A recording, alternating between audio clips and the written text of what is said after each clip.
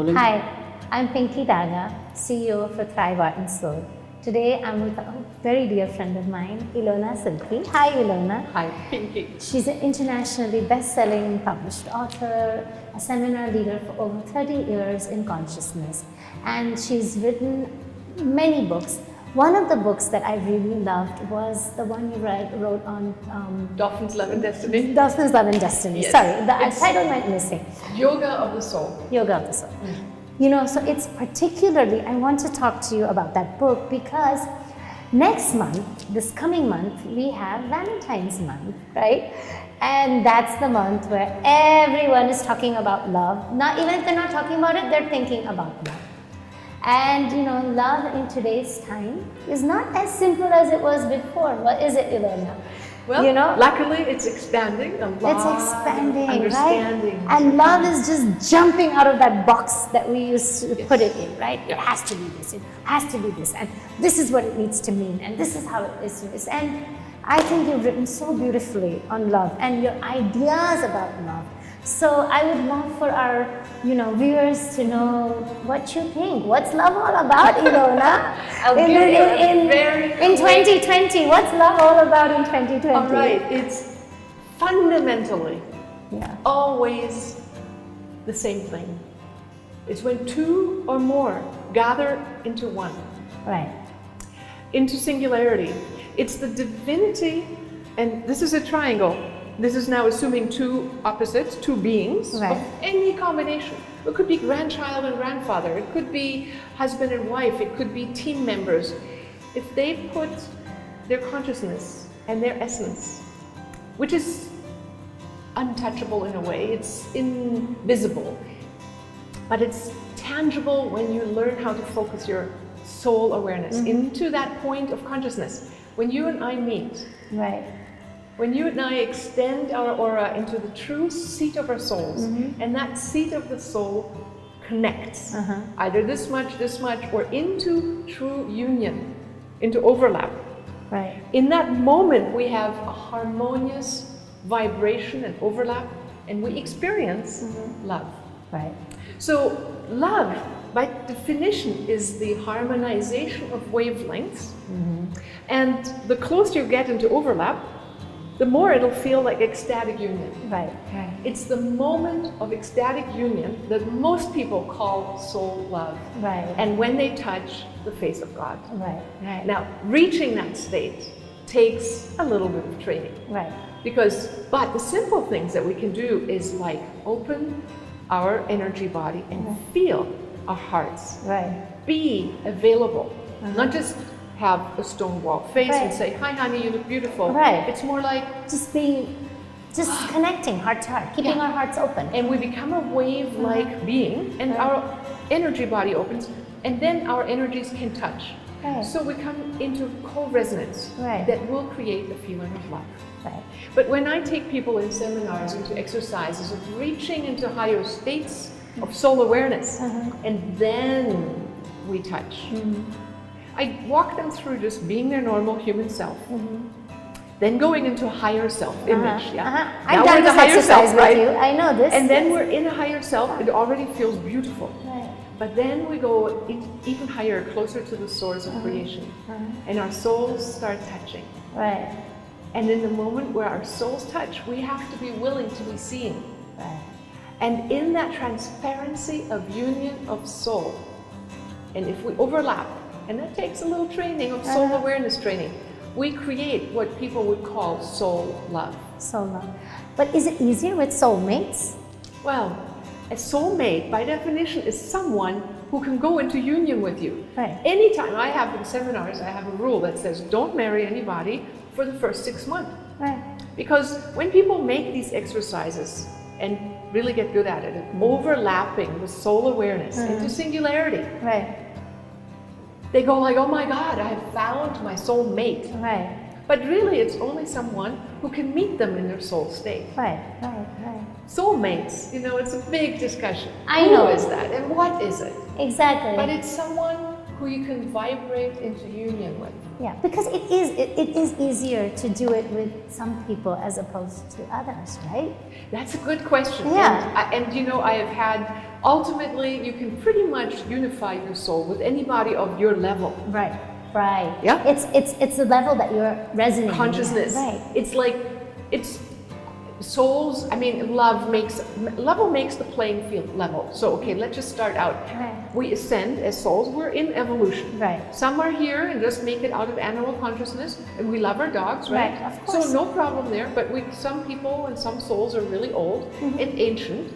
But if an ancient soul gets together with a very young soul, their potential is much bigger. So we really do better with a matched level of consciousness. Right, with a matched level of consciousness. And a lot of times, you know, nowadays especially, women want to expand their soul awareness. Right. And the husband is not necessarily quite there. Right. Because he has to figure out how to make that's money. the thing, right? Because things are, sometimes you start off loving somebody. Let's be honest, because this is about love out of the box. And we're being very honest with ourselves this month.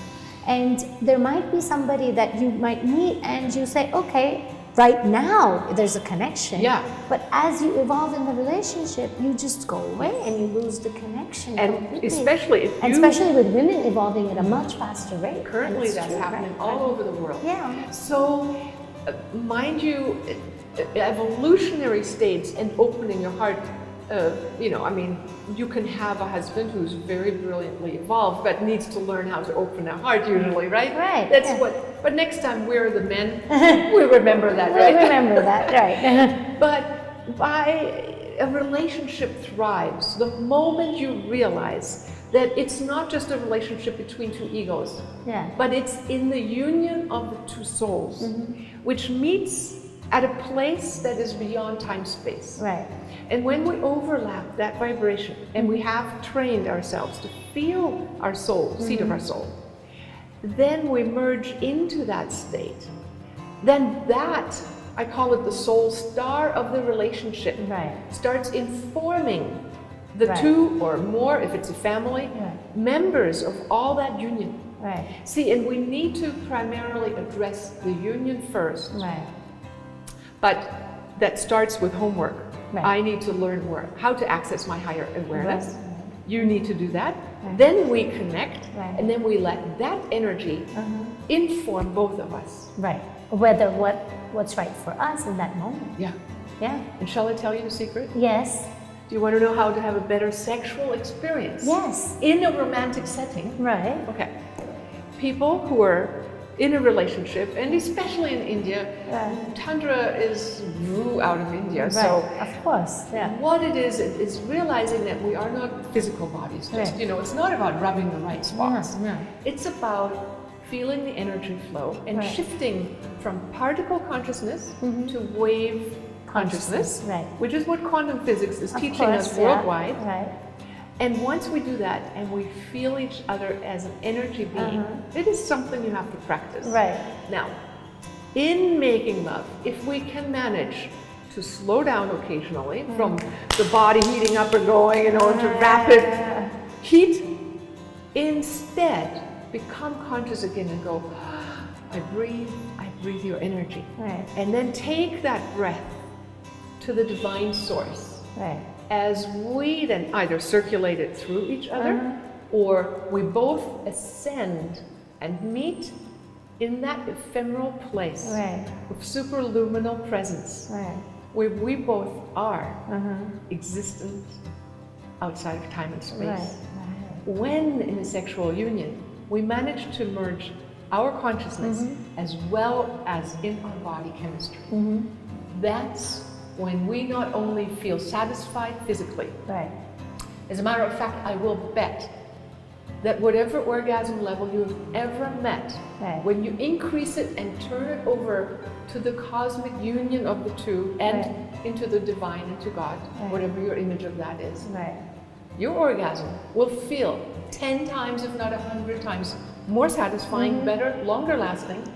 And part of the art of loving has to do with opening to the third to the fifth element. You know, there is a movie called The Fifth Element, which gives a beautiful rendition of this visual. The two together in the unification of consciousness are the lens through which the divine or God can infiltrate into the 3D and bring about greater brilliance and love and happiness. So my question is, now I have a couple of questions once I'm listening to you. One of them is that, so in the world of Tinder and easy hookups, right, especially for Gen Z, how do we evaluate casual sex? Like, where does that stand? Like, you know, sex has become so easy. And if we have to do this divine connection and the divine soul and speak, you know, exchange of energy, does it have its place in casual sex? Well, you know, I bet. And by casual sex, I mean just, you know, your random hookups. Yeah. Right? I mean, in the language of today. Yeah. You know, it's very interesting. I was just speaking with a Vogue editor from India, from a Vogue magazine, and she had the same issue with her teenagers. She's like, how do I teach my teenagers that? Right, what exactly. do I say? What do I say? Right. And you can't just say, well, sex is sacred. Don't do it with everyone. Yeah, really, you know, you find out, what did we do? Right. I mean, when I was in Europe at age 16, well, it soon, you know, became apparent to my emotional body, because we all have emotional bodies, that something wasn't right. Right. It's something, whether we know about it or not, instinctually. You just feel it. It's like, ugh. After a while, it's like, what is that about? Right. And then you go and work on yourself. Right. And we all are of divine creation. Of course. That part will always live. Right. So let's experiment, you know, is it satisfying? And hey, why not read some books on how to create better sexuality? Right. How to take the sexual energy and rise it into all my chakras. Right. What will happen when my crown chakra busts open? Right. When my heart busts open? Right.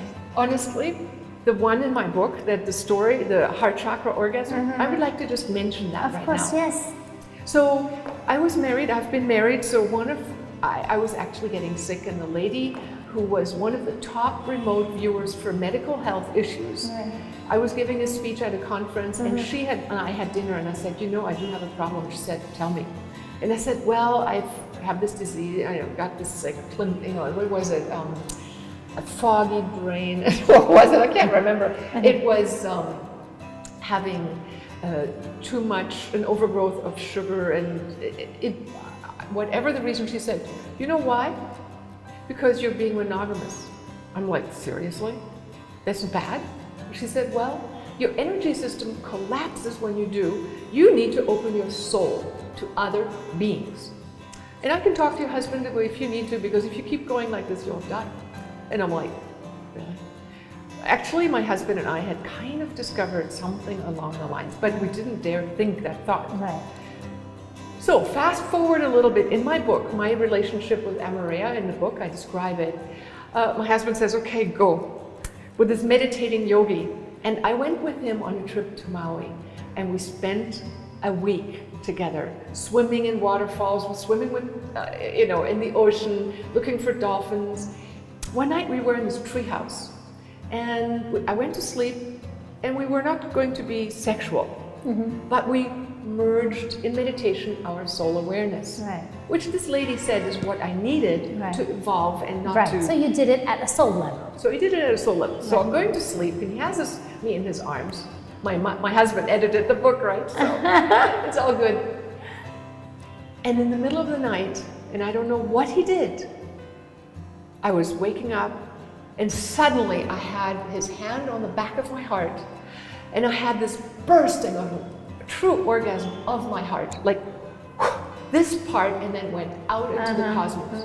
I woke up, and I'm like undulating, and I'm like going, oh my God. Right. And he said he was taught in his meditations by beings of planet how to do this. He was taught how to do this. I'm like going, I've never experienced anything like it. He said, yeah, other women usually want to sign up with me after they've experienced this. He's, as I speak, flying to Rishikesh, where we're going tomorrow. Right. We are still, after 16 years, the dearest of friends. Right. We meditate in union, no sexual interaction, but it touches the fulfillment of our heart and souls and chakras in ways that sex couldn't touch. So when people are on Tinder and hook up, well, what really happens is the satisfying of an itch. Maybe it feels good to rub your skin when you've had a mosquito bite, but honestly, there is so much more. And this is the magic. I mean, magic of love. I bought books on transcendental sex when I was 18. And I've practiced and practiced. And luckily my husband was one who practiced union of soul with me. So we... So I have two questions, and I know everyone's thinking this question, so I have to ask it. It's a very obvious question. Do you think it affected the relationship with your husband in any way? Affected, yes. To the better, because How would you say that? Well, the lady said if I keep going that road, I will reduce my light and energy to the point where I will probably leave the planet. Because my soul wanted to be free, but the conditions of my belief were like I want to be good wife, right? And you wanted to be with your husband. Proper, and you loved him, and you were sexually involved with him, and there was no problem in your marriage. No, none whatsoever. It was amazing. But we're complicated beings, and we live in multiple dimensions. Now, not everybody needs to have more than one person in their life. Not everybody needs it. You needed it. I did. So this lady who, I mean, my gypsies told me that when I was 14. I didn't want to hear it then. So my husband and I discussed it, and we said, okay, with transparency, with honesty, with honor, we allowed people into our lives that became the richest source of artistic endeavors, of creation, of love, but only with mutual understanding, support, and acceptance. And the same level of evolution. Yes. They added to it's the same level. That's really important. Yes. You know, and we liked whoever we invited, and yes, there were women who tried to tempt my husband into sex, and he had to say no. He was like, that's not where I want to go.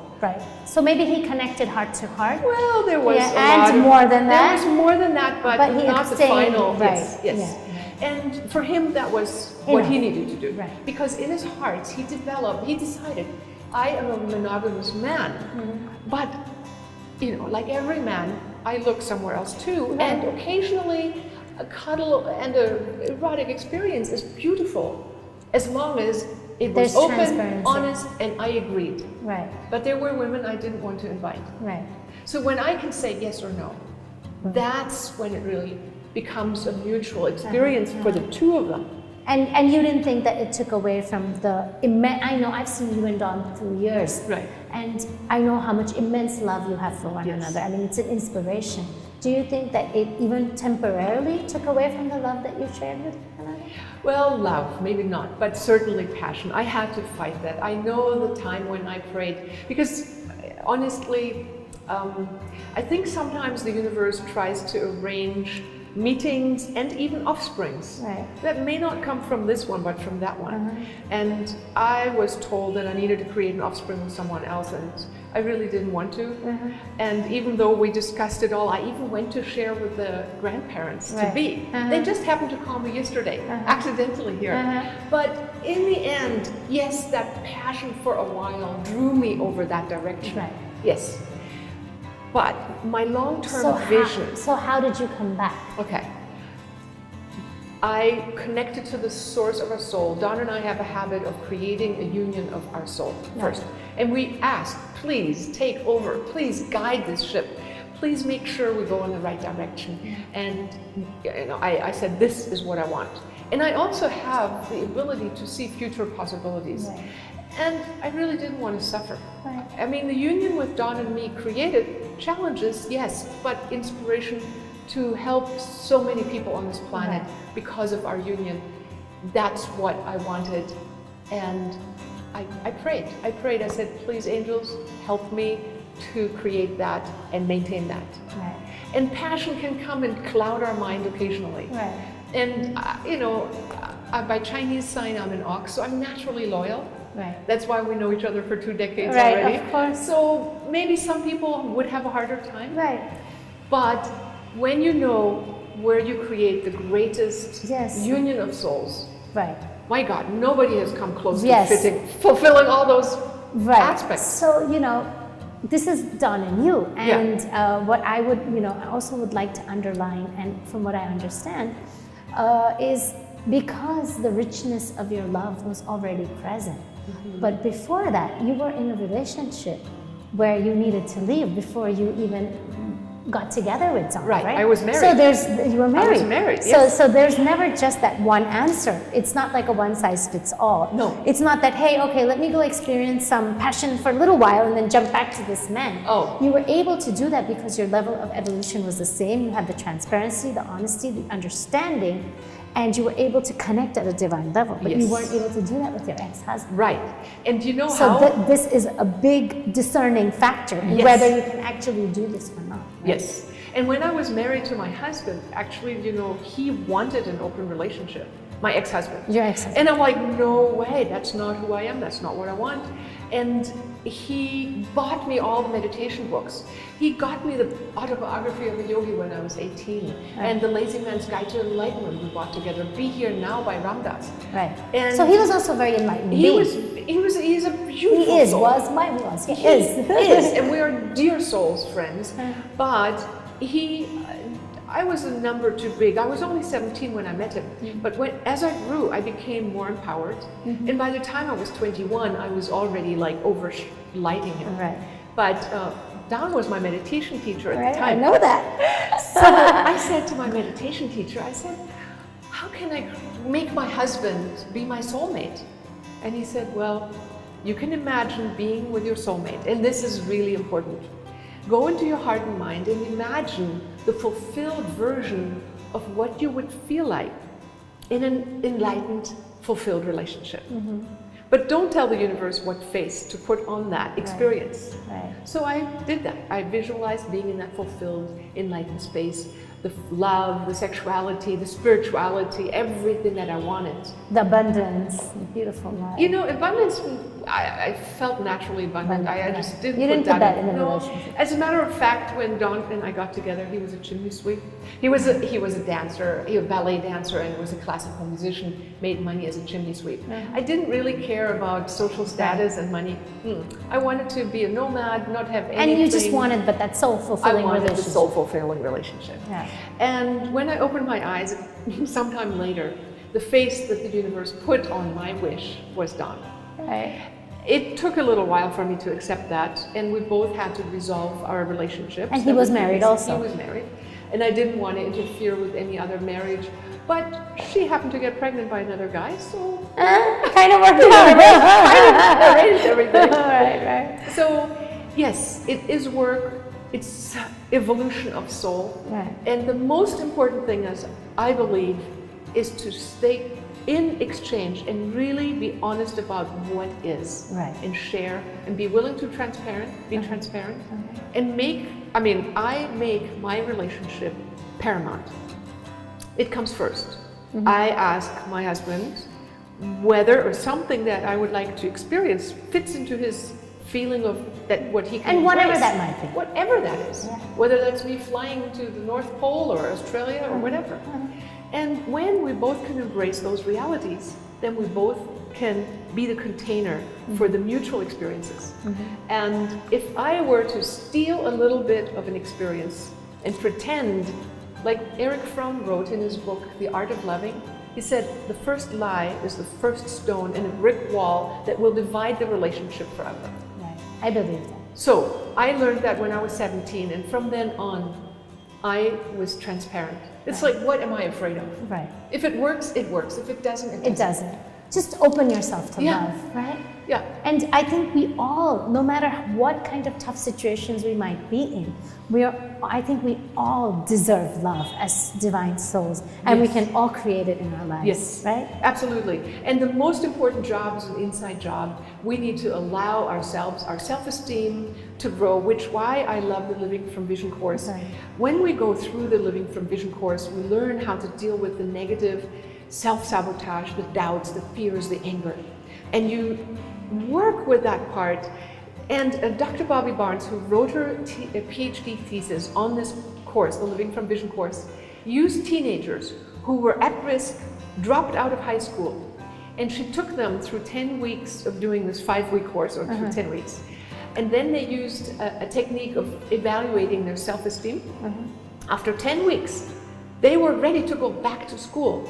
They had caught up. They were no longer living on the street. They were like, I love myself, I believe in myself, and they went back to school. Right. So she used the techniques of Dr. Vern Wolf and Dr. Rod Newton. Which are in the Living from Vision course. Yes. And she got the self-esteem up. Right. From the lowest level to really high levels. And that's the inside job we need to do and create a love affair with ourselves where we say, I love this about myself. I love this about myself. And then we meet another being who's self-empowered. Right. And then we can have an exchange of equal grounds. Right. And then we become a blossom for the cosmic divine love to express itself in union of our souls. Right. That's so beautiful. Yes. Thank you, Ilona, for this wonderful wisdom on love. And I really hope it just inspires people everywhere to experience and open their hearts to the magic of love. Yes. Open the magic to union of souls. It's not just about hooking up, it's about unifying our souls with the divine. Thank you. Namaste.